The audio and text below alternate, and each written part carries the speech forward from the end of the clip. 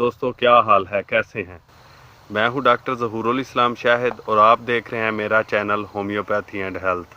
प्यारे दोस्तों, आज की वीडियो में मैं आपके साथ होम्योपैथिक मेडिसिन ट्यूबरकुलिनम के यूजेस एंड बेनिफिट्स शेयर करूंगा। चलें शुरू करते हैं।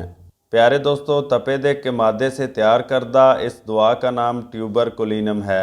डॉक्टर ब्रंट ने इस दुआ पर सबसे ज़्यादा काम किया है और इनके तजर्बात के हवाले से दूसरे होम्योपैथिक मुआलिजीन ने इसके असरात से इस्तिफादा किया है।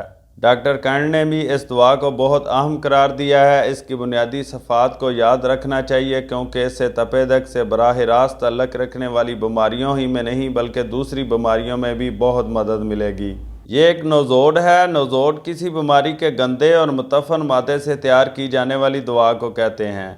अगर असल जहर को बहुत ज़्यादा लतीफ़ कर दिया जाए तो तैयार करदा दवा में असल गलाजत और गंदगी का कोई नाम निशान बाकी नहीं रहता। हाँ, इस जहर की याद एक लतीफ़ ताकत बनकर मौजूद रहती है जिससे इस बीमारी या इससे मिलती जुलती बीमारी के इलाज में मदद ली जाती है।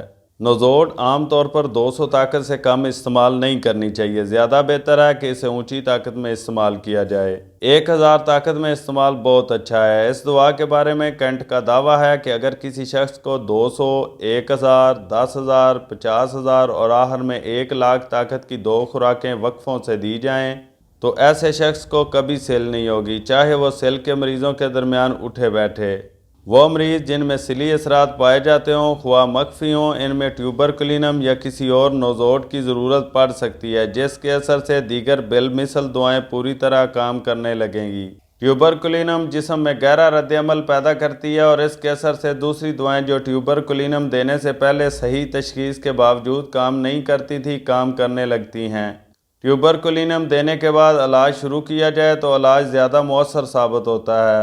ट्यूबरकुलिनम को एंटी सोरक दवा कहा जाता है। जल्दी अमराज सोरक अमराज कहलाती हैं। मलेरिया और वसा बहार जो बार बार पलट आएँ जिस्म में मौजूद रहते हैं और वक्ती तौर पर दब जाते हैं लेकिन 1-2 दिन के बाद या इससे भी ज़ायद वक्फा से वापस आ जाते हैं।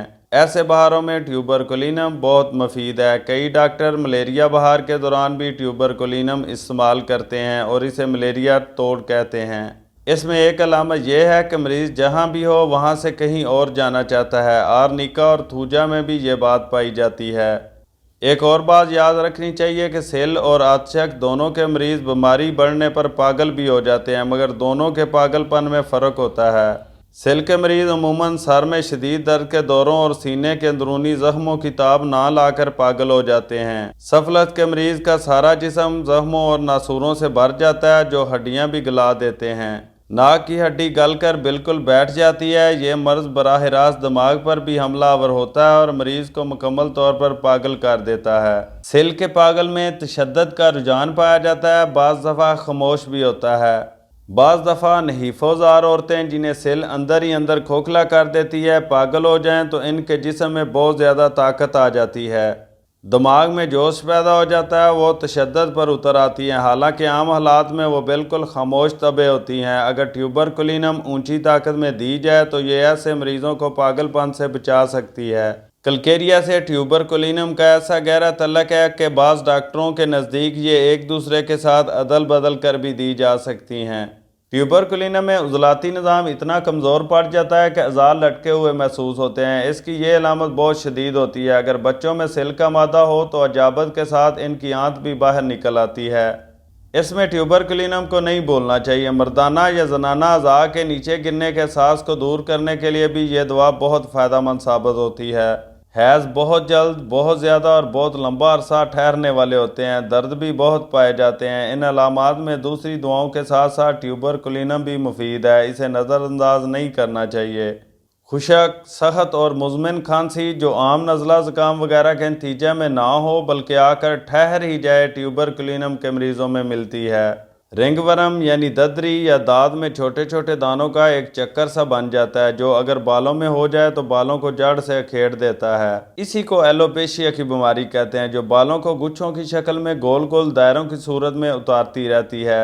इस बीमारी में ट्यूबरकुलिनम या बेसिलिनम दोनों बहुत मुफीद हैं। डॉक्टर ब्रंट का ख्याल है कि इसकी बुनियादी वजह सिली मादा ही है। अगर किसी को ये बीमारी हो तो इसे लाजमन बेसिलिनम या ट्यूबरकुलिनम देनी चाहिए। پکرک ایسڈ بھی ایلوپیشیا اور داد کی بہت قوی دوا ہے۔ عضلات کو سوتے میں جھٹکے لگنا بھی ٹیوبرکلینم کی ایک نمایاں علامت ہے، لیکن اس بیماری میں اور بھی کئی دوائیں کام آتی ہیں۔ ٹیوبرکلینیم میں طوفان سے قبل ہی مریض میں بیماری کی علامات ظاہر ہونے لگتی ہیں۔ ٹیوبرکلینیم کو ہاتھ بیماریوں سے زیادہ مزمن بیماریوں کے اثر کو توڑنے کے لیے استعمال کیا جاتا ہے، ورنہ وہ مزمن بیماریاں نسلاً بعد نسل منتقل ہوتی رہتی ہیں، لیکن ہاتھ بیماریوں میں بھی یہ فوری اثر دکھانے والی دوا ہے۔ ایشیائی اور افریقن ممالک میں غربت کی وجہ سے ملیریا عام ہے۔ چہرے زرد، پھیکے اور بے رنگ پڑ جاتے ہیں۔ پھیپھڑوں کی تکلیفیں، کھانسی اور دمہ وغیرہ عام ہوتی ہیں۔ ٹیوبرکلینم سے دمہ کی بے کنی کا مؤثر علاج کیا جا سکتا ہے، کیونکہ سیلی امراض بھی دمہ میں تبدیل ہو جاتی ہیں۔ بعض ریتلے علاقے جہاں کثرت کے ساتھ نمونیا، سل اور ملیریا بخار پائے جاتے ہوں، وہاں رات کو اچانک ٹھنڈ کی وجہ سے نمونیا ہو جاتا ہے، جو پھیپھڑوں کو کمزور کر دیتا ہے۔ پھیپھڑوں کی کمزوری کی وجہ سے سل ہونا کوئی عجوبہ نہیں۔ ایسے ملیریائی علاقوں مثلا سندھ میں ٹیوبرکلینم مفید ہی نہیں بلکہ ضروری دوا بن جاتی ہے۔ ملیریا بخار میں عموماً سر درد ہوتا ہے، جس کے ساتھ متلی بھی ہوتی ہے۔ تپے دق کی علامتیں رکھنے والا مریض جس میں ملیریا نے گہرے اثرات چھوڑے ہوں، اس کے سر درد میں بھی یہ دوا کام آتی ہے۔ جسم میں دکھن اور بخار کی کیفیت اور ہر چیز سے بیزاری بھی ٹیوبرکلینیم کی علامت ہے۔ بچوں کے بڑھتے چلے جانے والے سر کی بیماری میں، جسے ہائیڈروکیفلس کہتے ہیں، جب بظاہر بالمثل دعائیں کام نہ کریں تو ٹیوبرکلینیم اونچی طاقت میں وہ رد عمل پیدا کر دیتی ہے جو عام دعاؤں کو دکھانا چاہیے تھا، لیکن وہ نہیں دکھاتی۔